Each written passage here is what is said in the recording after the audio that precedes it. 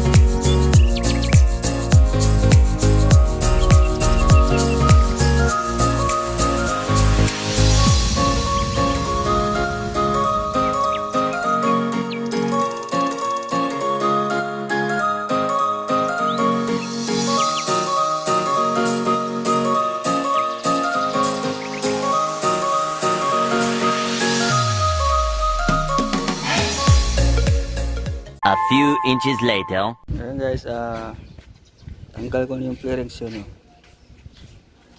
Sobrang dumi, no? Kaya sobrang na-stock to eh. 2 buwan na-stock. Mga brad, tanggal ko na yung mga fairings. Liliyahin ko to ulit kasi hindi pa pulido pagka-liya to. Dahil dapat pinturahan ko na to eh, dumating yung COVID-19, kaya hindi ko natuloy pagpintura. Ngayon lilihan ko mga to. Yan, tsaka yung po na yan, palitan ko ng seat cover. Yan, lahat i-restore natin kung ano yung luma. Yan. Yan guys. Yan. Yan guys. Ayan guys, lilihan na natin na gamit yan ng liha number 1000 na liha. Yan. Sa mga gamit na finishing to.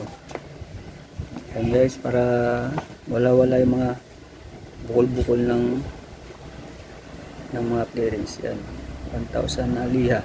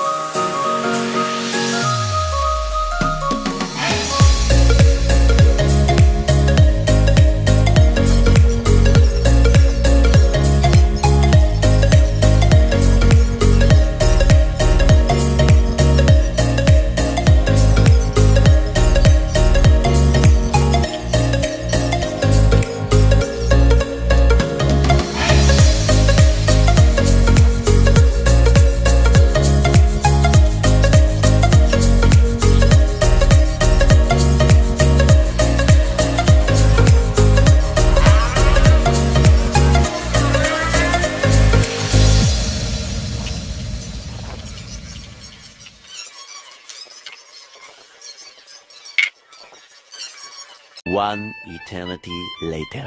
Ayun guys, napinturahan ko na ng primer to. Ngayon ay retouch natin ng pearl white na kulay. Ayan.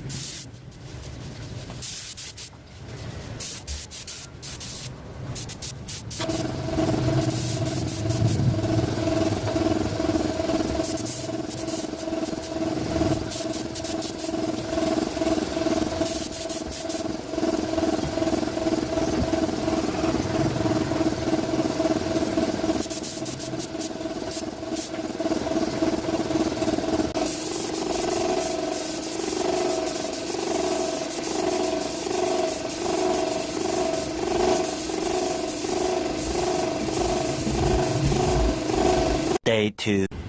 Okay guys, tapos na natin pinturahan yung motor natin na rosy. Yan. Pearl white yan, pearl white na kulay. Yan.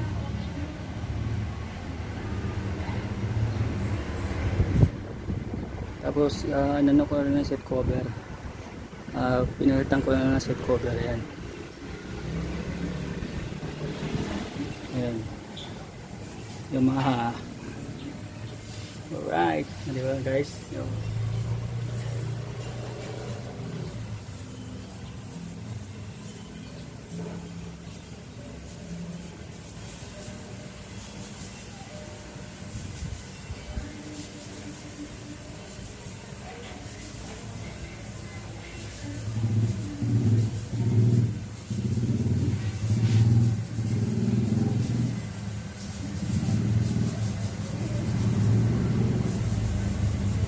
ayun guys,